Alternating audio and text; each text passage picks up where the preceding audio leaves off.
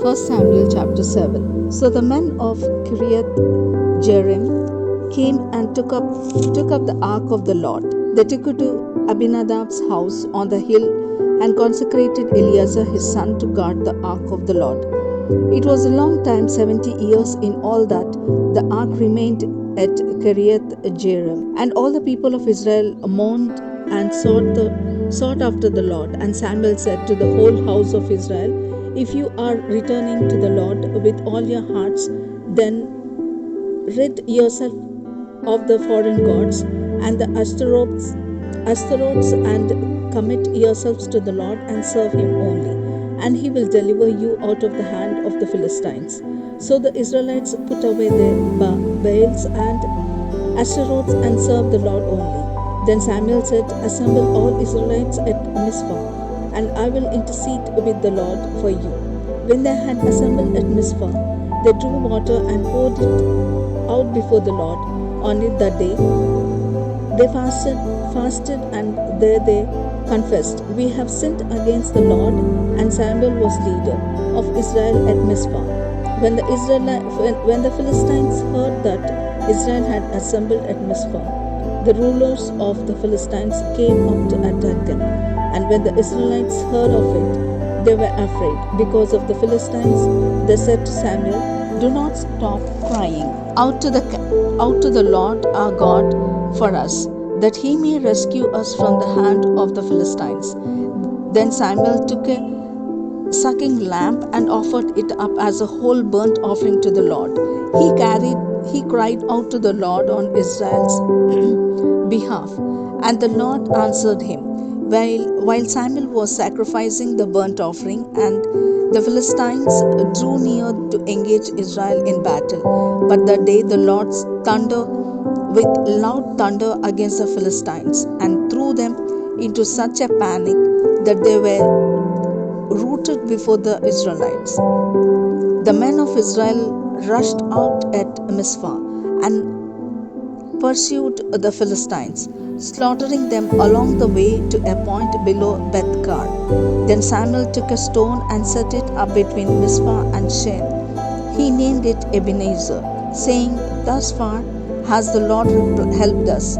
So the Philistines were subdued and did not invade Israelite territory again. Throughout Samuel's lifetime, the hand of the Lord was against the Philistines.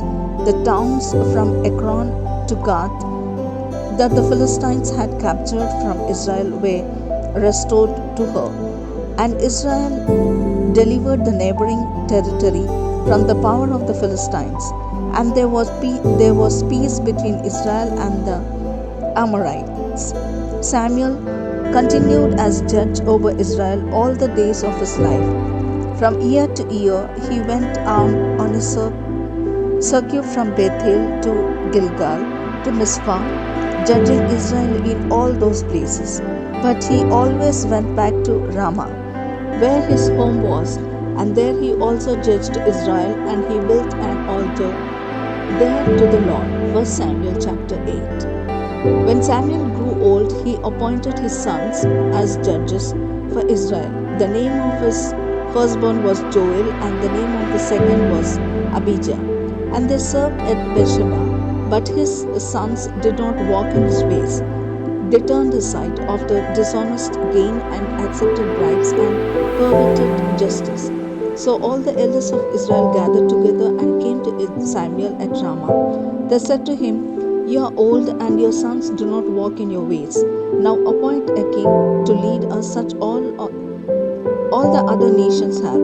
But when they said, give us a king to lead us, this displeased Samuel, so he prayed to the Lord.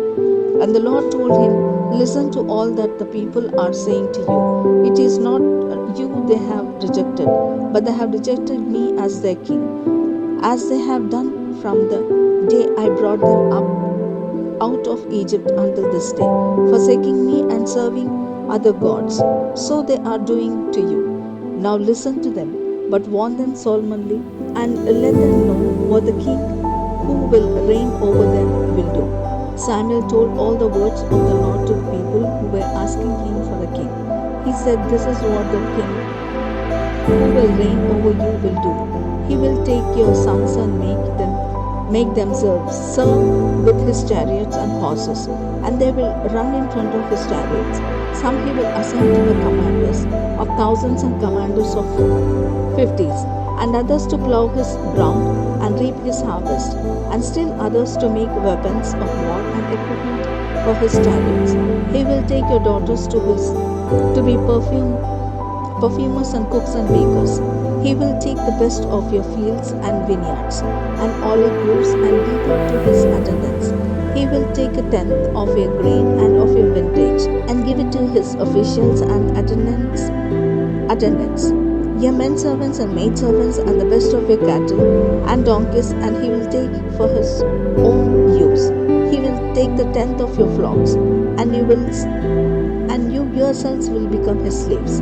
When that day comes, you will cry out for relief from the king you have chosen, and the Lord will not answer you in that day. But the people refused to listen to Samuel. No, they said, we want a king over us.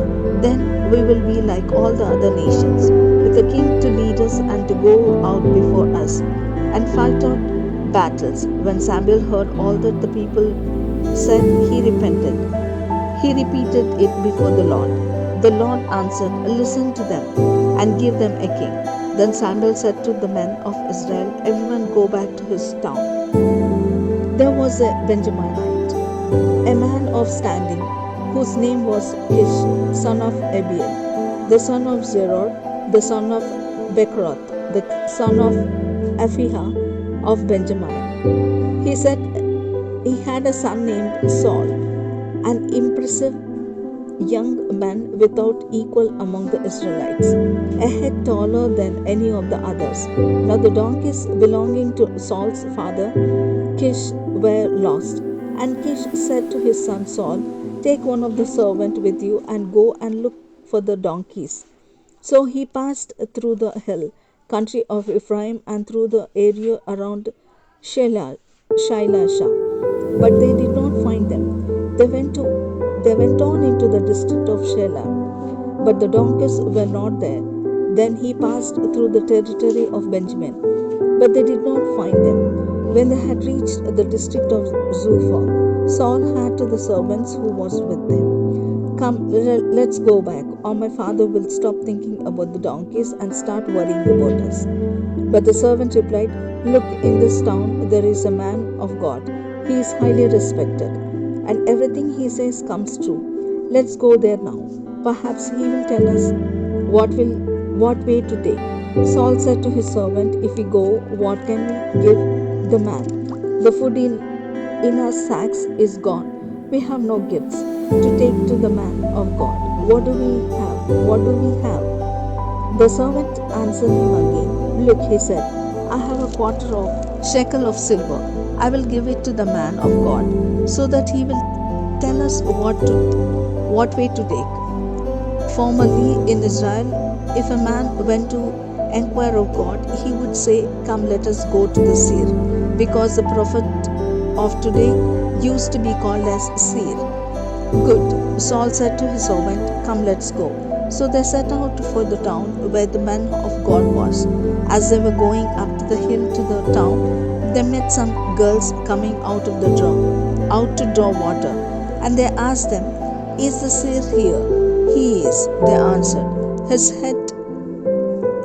ahead of you. Hurry now, he has just come to our town today, for the people have a sacrifice at the high place.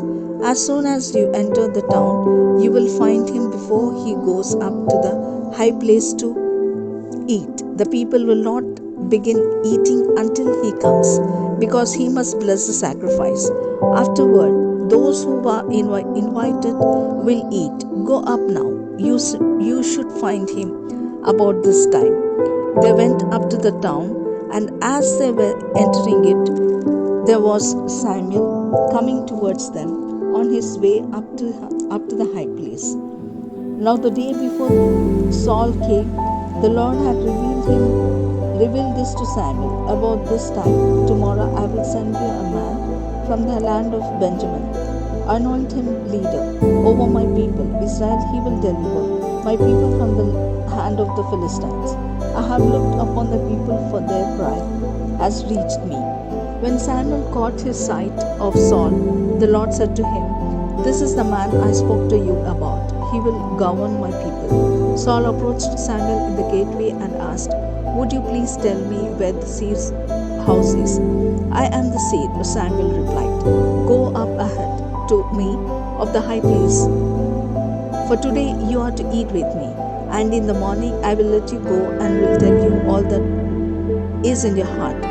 As for the donkeys you lost 3 days ago, do not worry about them. They have been found, and to whom is all the desire of Israel turned, if not of you and all your father's family? Saul answered, But am I not a Benjamin, from the smallest tribe of Israel? And is not my clan the least of all the clans of the tribe of Benjamin? Why do you say such a thing to me? Then Samuel brought Saul and his servant into the hall and seated them at the head of those who were invited, about 30 in number. Samuel said to the cook, Bring the piece of meat I gave you, the one I told you to lay aside. So the cook took up the leg with what was on it and set it from front of Saul. Samuel said, Here is what has been kept for you. Eat, because it was set aside for you for this occasion. From the time I said I have invited guests. And Saul dined with Samuel that day. After they came down from the high place to the town, Samuel talked with Saul on the roof of his house. They rose about daybreak, and Samuel called to Saul on the roof, Get ready, and I will send you on your way. When Saul got ready, he and Samuel went outside together. As they were going down to the edge of the town, Samuel said to Saul, Tell the servant to go on ahead of us. And the servant did so. But you stay here a while, so that I may give you a message from God.